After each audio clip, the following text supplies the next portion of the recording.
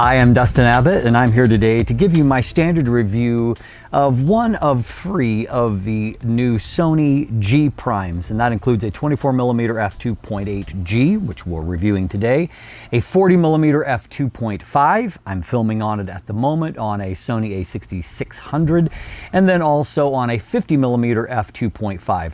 All three of these lenses were both announced and released at the same time, and in many ways they are almost entirely shared across in terms of design. There are a few minor tweaks when it comes to the integration of the hood and the filter threads on the 40 and 50mm compared to the 24mm. Outside of that, however, they share a common outer shell, a very nice one by the way, one that is incredibly compact.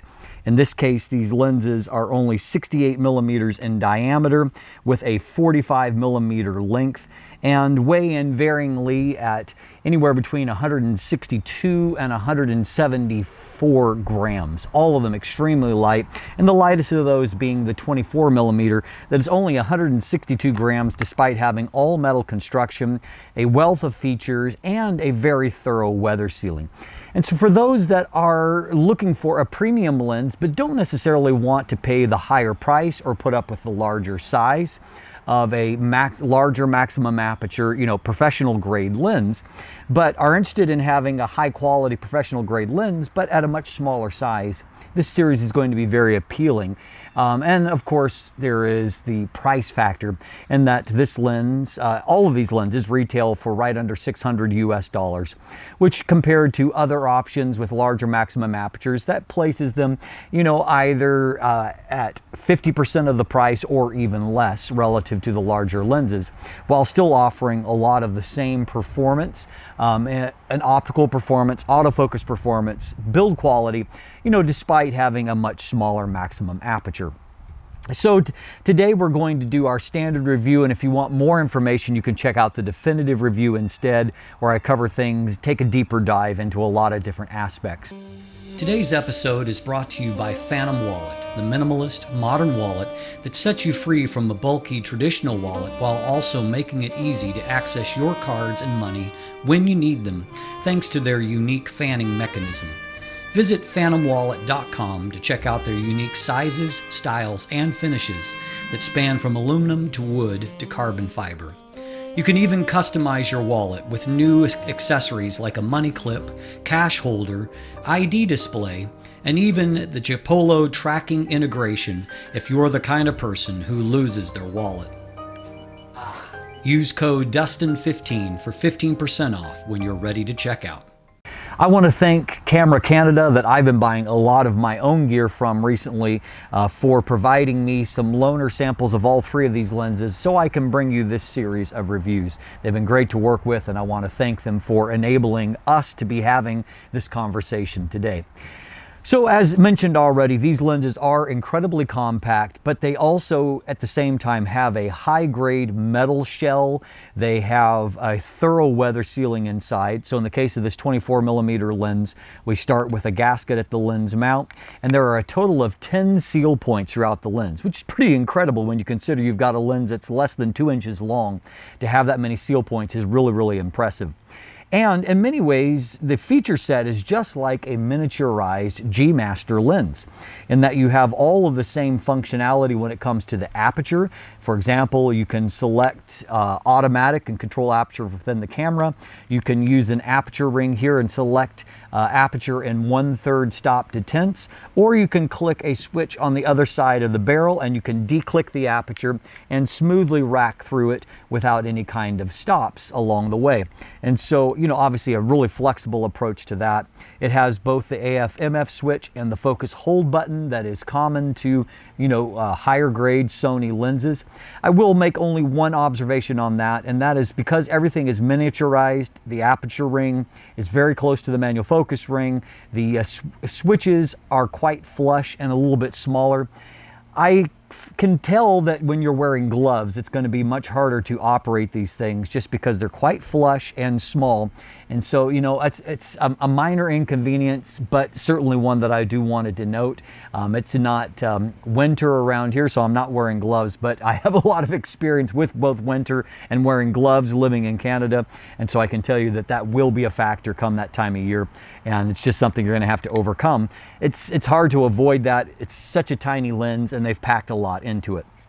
The manual focus ring is also nice. It's raised, but everything is in metal here, nicely ribbed, and it moves with good damping and good performance, and it is linear in operation for those of you that care about those things. I also noted for those of you that are video focused that there is minimal focus breathing, and so I think that this will be a good lens for video work as well, because on top of that you have very, very nice autofocus performance.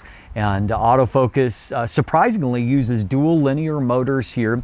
And I say surprisingly because it's not all that big a maximum aperture. And so having that dual linear motors almost feels like over-engineering here. But I'm not going to argue with the end results because we've got lots of speed. It is utterly silent in operation and everything is very smooth and precise. Let's take a look at focus pulls to illustrate that point.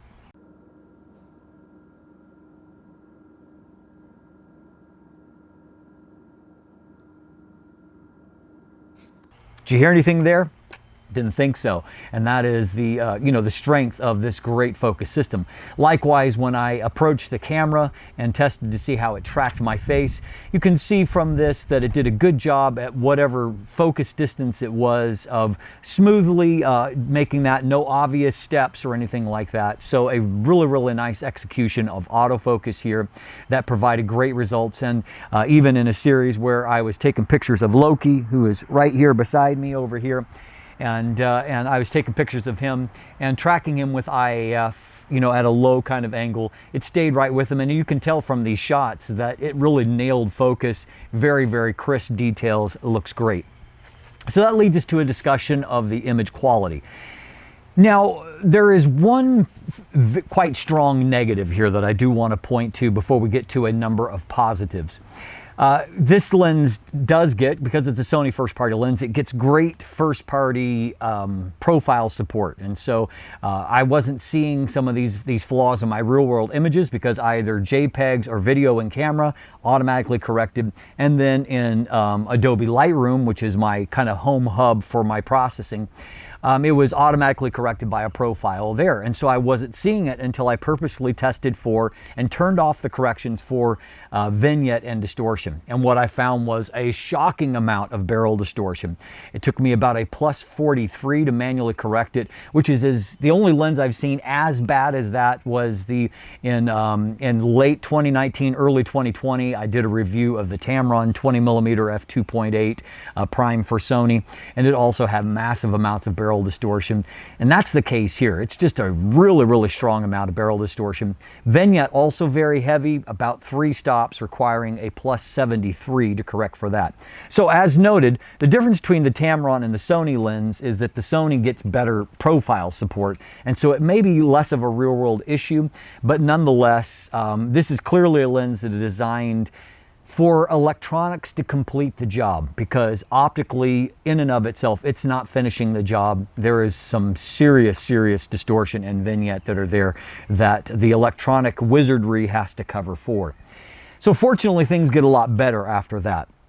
No issue with either lateral or longitudinal chromatic aberration. A tiny bit of longitudinal, you know, fringing before and after the plane of focus in my formal test.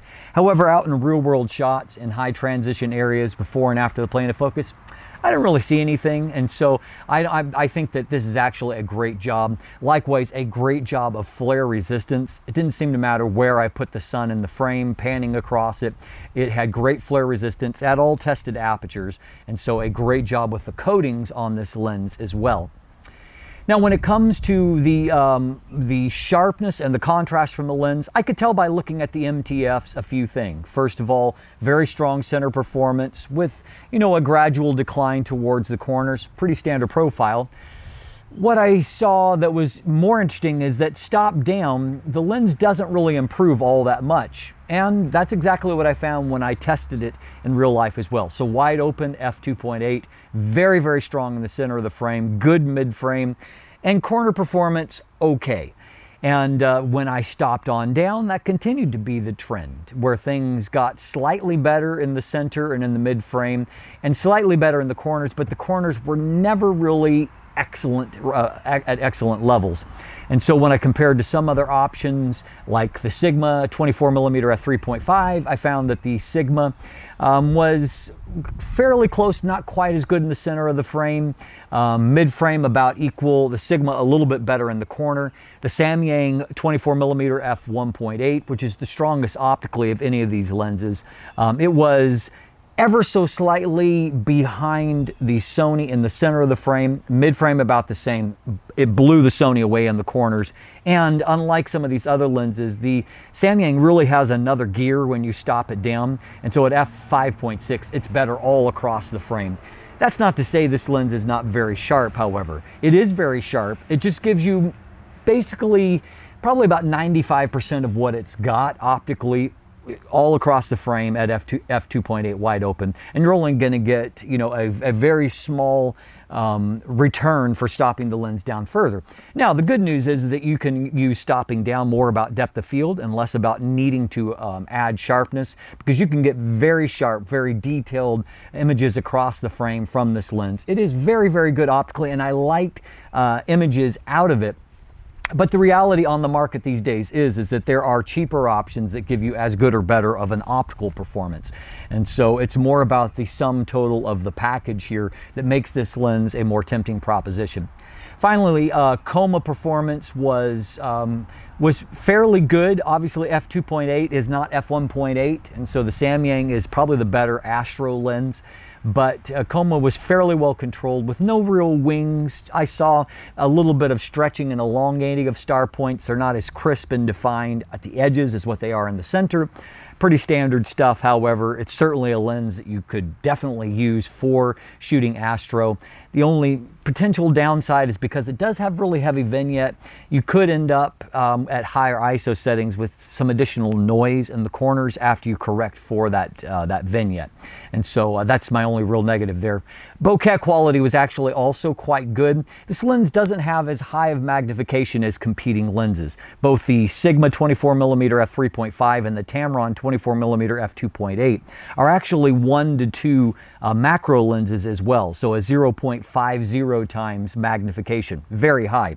This lens in autofocus mode only gives you a 0.13 times magnification because you can only focus as close as 24 centimeters.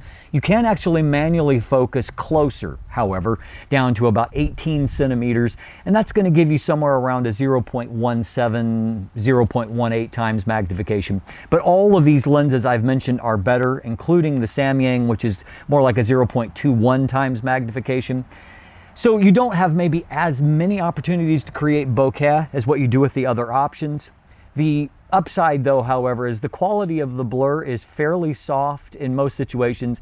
I did see in some areas a little bit of outlining in the transition zone that makes it slightly busier. Not bad though. And if you get any kind of separation from the background, however, it's very nice and creamy. And overall, I would say that the bokeh quality is good. Outside of that distortion and vignette, in fact, I think that the image quality is very nice from this lens, and for such a tiny lens, I could pair it with a 50 megapixel camera that I mostly tested it on, and still the resolution held up no problem, gave me great looking end results. So at the end of the day, this is a really compelling little lens. I think it's a great package, great build quality, great autofocus, and a very good optical performance for the most part. The optical performance isn't at the top of the heap, however, and the price is relative to these other competitors, so that may give you some food for thought. At the same time, as a first-party Sony lens, there are certain advantages. As I've noted, better profile support, but beyond that, you probably are going to get your most flexible autofocus performance across a variety of Sony cameras, because they obviously have to test with that in mind. And first-party lenses tend to hold their value a little bit better in the long haul. So if you end up selling your gear, that's also a consideration.